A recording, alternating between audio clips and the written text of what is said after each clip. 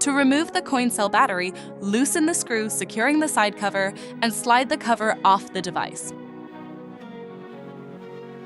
Identify the I/O module and remove the 2 screws securing it.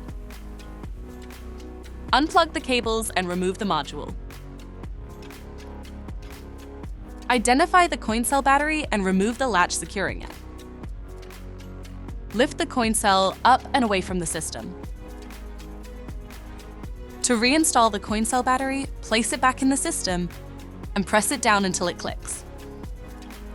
Place the I/O module back in the system and plug in the cables.